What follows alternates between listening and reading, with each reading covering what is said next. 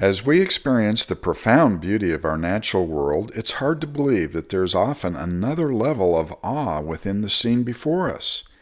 Even more surprising is that a modest observation can lead one on a pathway of discovery that fundamentally alters our perception of the world around us. In this video, we will walk a path of discovery that includes strange structures in the rock that contribute significant energy, and an important discovery in this cave.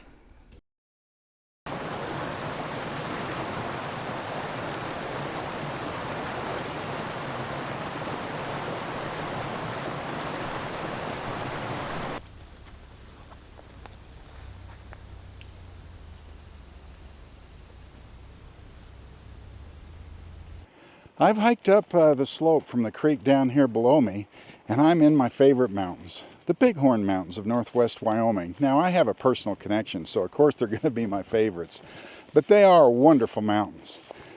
As I began to gain geologic knowledge, I started to see the world differently and notice things that I'd never seen before, including here in these mountains, hiking and fishing. I saw boulders that had interesting patterns on them that caught my attention. Let's take a look. Hiking along this faint trail here, we're coming to a big boulder up here on the left. Now, they're not all big like this one. They can be small, but the texture that we see on them is what I want to point out. A very interesting and kind of a unique texture. Boy, I sure wouldn't want to take a tumble on this. This is very rugged and bumpy and sharp edges and has some holes and clumps in it, and wow, very interesting texture, isn't it? The rocks and boulders are a dark color like this example when the moisture level is relatively high and lichen, moss, and other organics grow on the surface. Other rocks with low moisture on their surfaces, as we'll see soon, tend to be much lighter in color. Now, over the period of about 3 or maybe even 4 summers, as a young geologist hiking around fishing and stuff, I started to put together what was going on here. And this is another fun thing I want to bring up. Other geologists had figured this all out long ago, but I didn't know that. I actually didn't go in and read papers or anything. I was just making my own observations. And that's the way it can be for you. You can go out into your part of the world, make some observations and develop some ideas and make your own discovery, even if someone else has already done it. And that's what I did here, and it was a lot of fun for me. Well, this does have an interesting texture, but other than that, it seems rather boring. But that's what you have to be aware of when you're doing geology or making geological observations. You have to understand that sometimes seemingly boring things end up revealing amazing things, and this is one of them. So those were the early observations I made, seeing boulders like this. I recognized it was a dolomite, and then it came from the Bighorn Dolomite Formation. Dolomite is a calcium-magnesium carbonate, whereas limestone is just calcium carbonate. And but beyond that, I was a bit confused. But as time went on, as I saw more and more, I started to develop concepts, and it was pretty exciting for me. And we're going to follow that same process together. Here's a nice example of the boulders I've been talking about. I took this photo years ago while fishing. As usual, I like to see the bigger picture, as it often reveals fascinating things. In this case, we see that the big boulder we've been observing is one of a large number of big and small boulders scattered down the mountain. It turns out they all came from these distant cliffs. Question: how do you think these boulders got scattered about so far from the cliffs? Here is another example across the valley. The boulders on the slope came from this mountain of dolomite and limestone.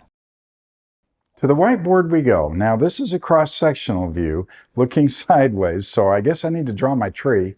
I'll do that right here. I'll put a nice little pine tree right in here, standing on top of this big mountain of limestone and dolomite that we've seen in the video. And so that's what's represented here. Then we have the slope with all these big, huge blocks. Many of them are huge, and of course we have small ones scattered down the slope all the way down to the creek. Now, this isn't the main part of this video that I'm doing, but I think we need to take every opportunity we can to learn some geologic principles, and this is a great example of this particular one. I've asked you to think about how these boulders got scattered down the mountain. I hope you've had fun thinking about the various options. And so I think we need to review these options. The first one is probably the most obvious, and that is that you have the big mountain here, you have the slope underneath it, and by the way, I'll mention that this is all shale underneath. It's easily eroded, so it creates an unstable situation. Big rocks are breaking off, and I'll bring that up again here in a minute, and they tumble off and just roll down the mountain, or maybe there's a great earthquake or two or three even, and they're just rolling down the mountain. But if you think about this particular situation, you think, well, this is a long way. You know, it's on video we've seen them that are half a mile to a mile, and I've seen them even longer. And the slope isn't that steep. And also, do you really think a giant house-sized boulder can roll down the mountain without breaking up into all these smaller pieces? It seems rather unlikely, doesn't it? So you start to rethink that idea, I guess would be the way I'd say it. Now, what about glaciers? Well, that could be, because you do have a record of glaciers in these mountains. They did exist. Glaciers do move very large boulders and rocks and whatnot long distances. And that all seems to add up. But if you start looking at the details, you don't see other features that you would like to see in glacial deposits. For instance, they transport a lot of finer materials, smaller rocks and stuff along with the big, which we don't see here. And there are other glacial features that are indicators of glacial deposition. So if glaciers didn't do this, now we're starting to get, it's starting to get difficult to think of how it could happen. But in this setup, we have a solution. We have shale here. Now shale, when it gets wet, it moves. It becomes kind of fluid. And you get slumping and creeping, they call it. The shale just creeps down slowly down the mountain, down the slope to this creek. Furthermore, it undermines, because it erodes more quickly, it undermines these big layers of limestone, makes it unstable, big pieces break off. They fall off onto the shale near to the face of these big cliffs. They may not tumble very far at all, but from there on, they're just creeping along down the mountain, sometimes a little more quickly when they're on a slump that occurs, which occurs here a lot. You see evidence of slumping all over on these shales.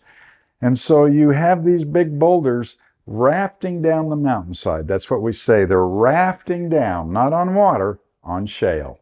Really a cool process to think about. My stratigraphic column for northwest Wyoming, showing all the layers of rock, the significant layers or formations, and their names and ages. Now, I might mention that the lower part here, the older part of this column, is quite similar across much of North America. It's just that they have different names, or they might change somewhat in their composition, shall we say. But here, what we're focusing on, what we're looking at, are Ordovician age rocks, the Bighorn Dolomite, which is this dark purple here, and it's very old.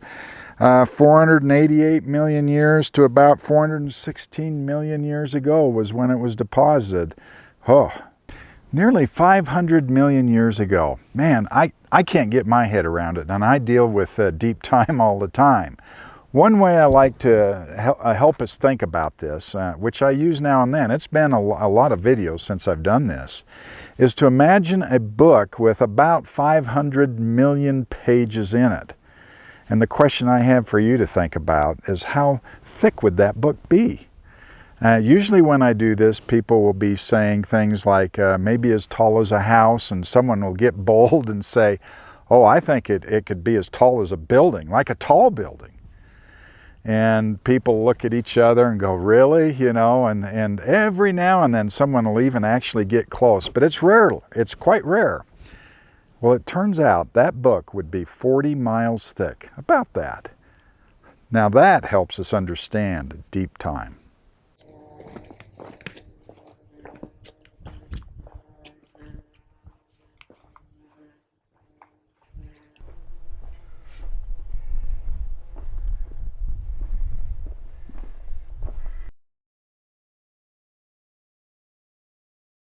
This area is beautiful and personal to me. My great-grandfather used to graze his sheep here. In fact, he built a small cabin not too far from this very spot.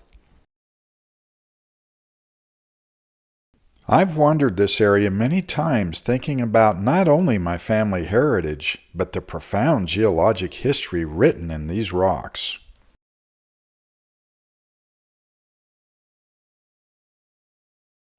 Certainly some interesting formations to hike around in, and I think this is pretty representative of what we are seeing in this area. It's just a mess. It's kind of a strange, clumpy mess. I can't really make heads or tails of it. I look at it, it's very, very rough to the extreme. We've seen more subtle examples of this, but now, boy, this is intense. And when a geologist comes to something like this, if you have a lot of experience, you have some ideas, but let's assume for a minute that I don't. And I come to this and I go, oh my word, I don't know what's going on here. It just seems like a mess. So what do? You start looking around, making more observations, and hopefully you'll start to see things in here that give you clues as to what's going on. I always find it helpful to look at the big blocks that have broken off the ledges and things off the outcrop and are laying around weathering, because they often weather differently, or you might see a face of the rock that you haven't seen before, and you start to pick up a different feel for what you're looking at. And this is a great example here. I certainly have a different feel here, don't you? What do you observe? To me, this rock is reminiscent of the boulder we saw earlier. I like this boulder, and the reason is because I feel something in here. I feel like I can sense some kind of a pattern, maybe some hints of three-dimensional patterns even, but it's not clear. And so we continue looking around, hoping to find some clear examples that make us confident in what we're observing. But this is sure a beautiful boulder, isn't it?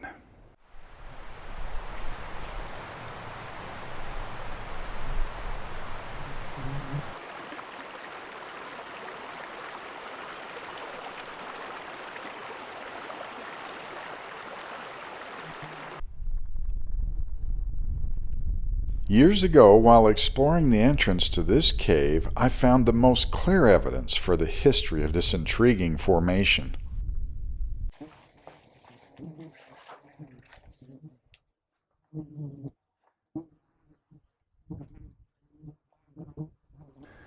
This is a nice place in here. I like it, nice and cool right now. And of course, I like it for the geology, among other things, but this big slab of rock right here, the patterns are becoming very clear here. And believe it or not, on the ceiling up above my head here, they're even better. And there's some nice ones around elsewhere, so I'll show you around. Now we can clearly see a whole network of tube-like features.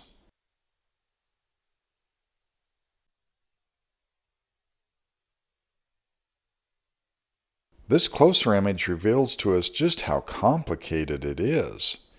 Goodness, this is interesting.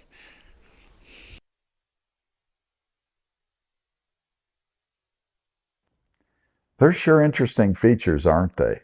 Of course, the real question is how did they form? What are they?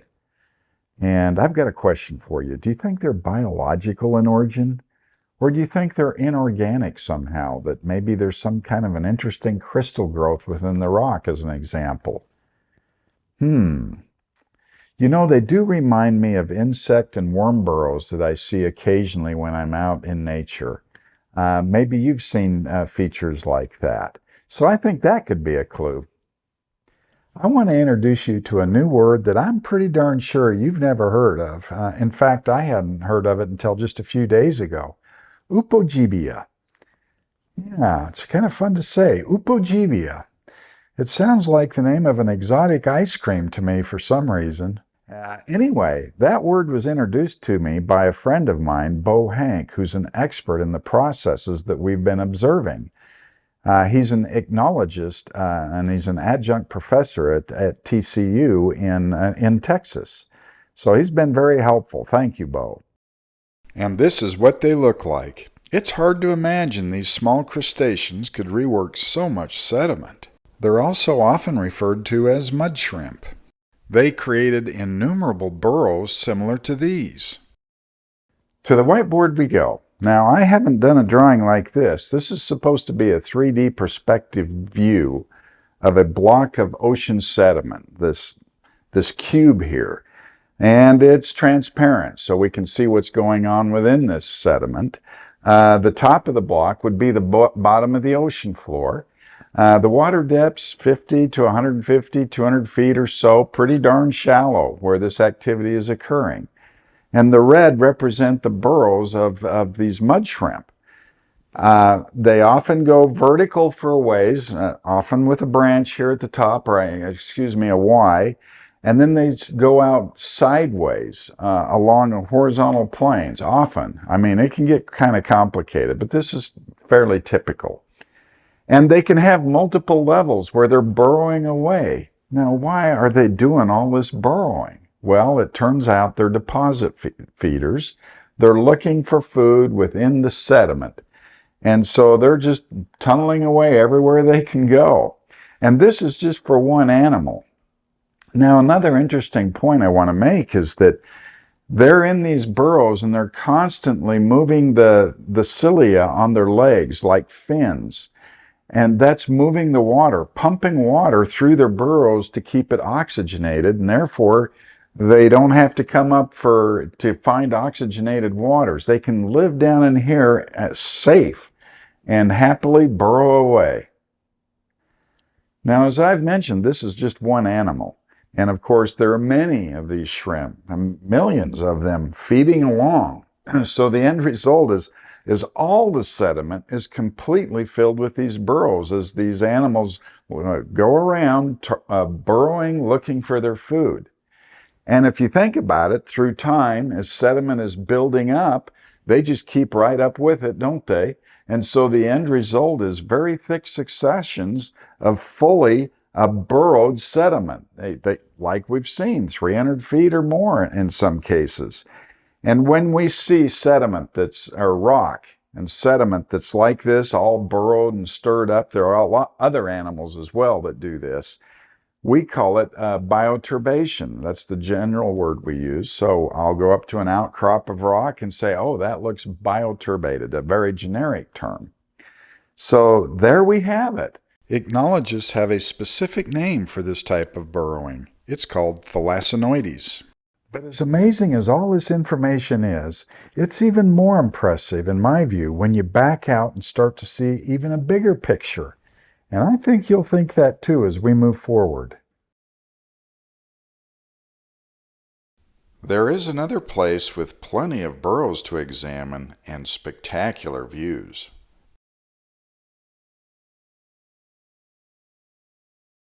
As I walk these amazing cliffs of bioturbated dolomite and enjoy the views, I can't help but think of the world some 450 million years ago and imagine all of these mud shrimp living their lives out digging through vast quantities of marine carbonate mud.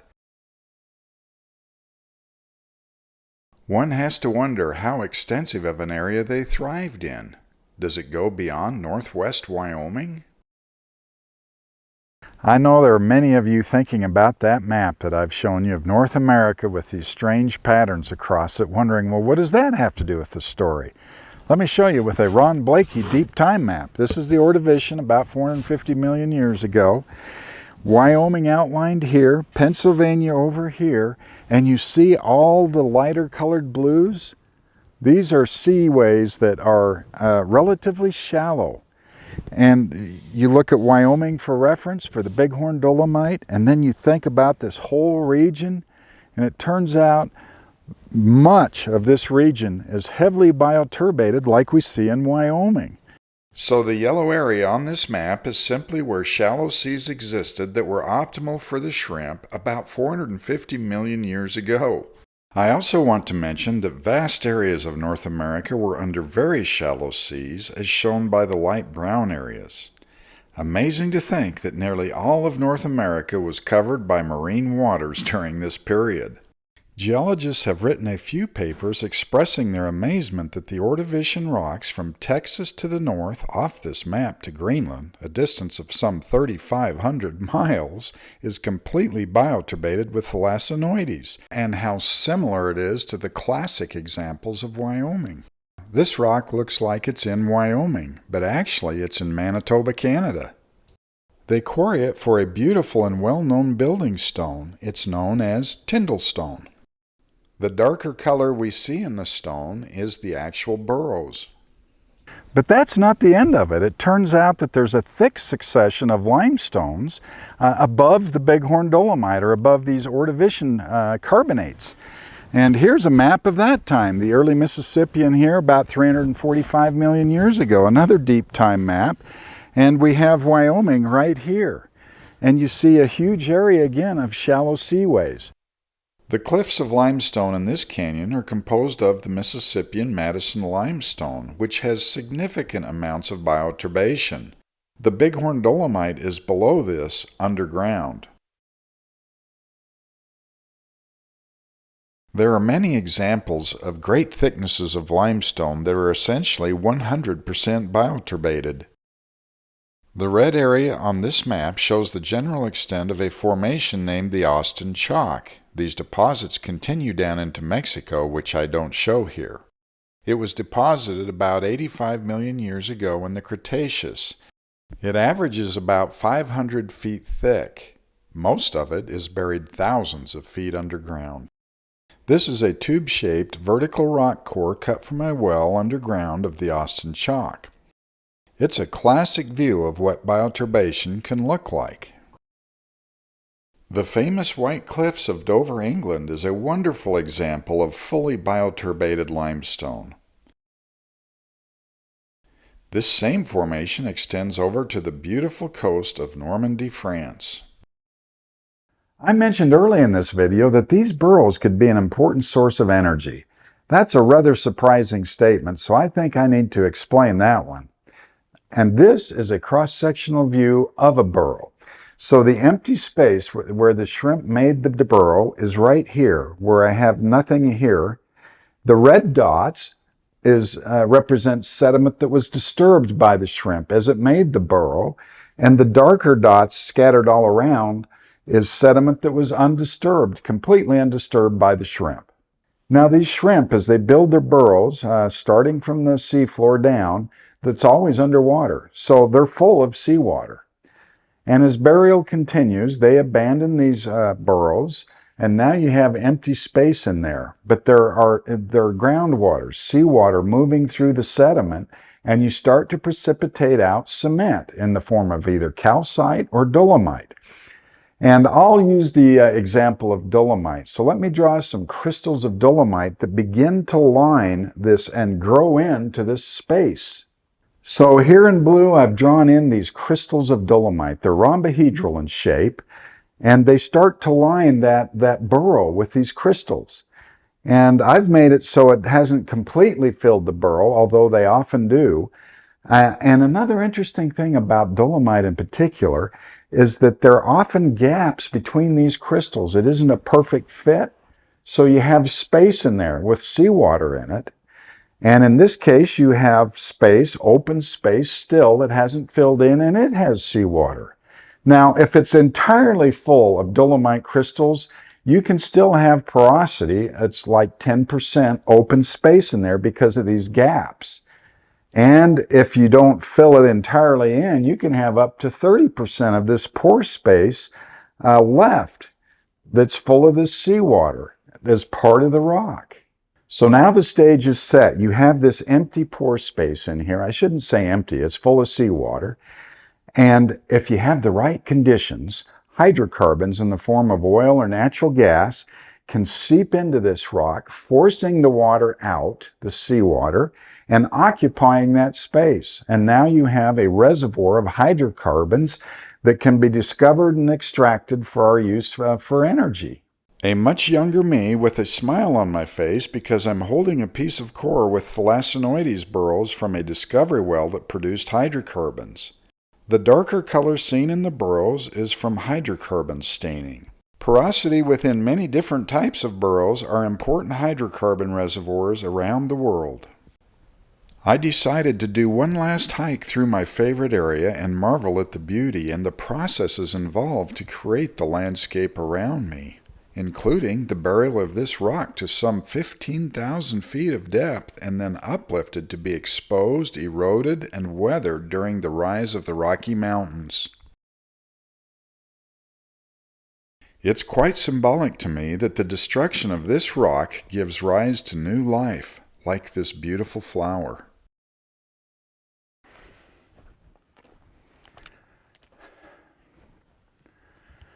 I've sure enjoyed doing this video, and I hope you found it informative, and thank you for watching.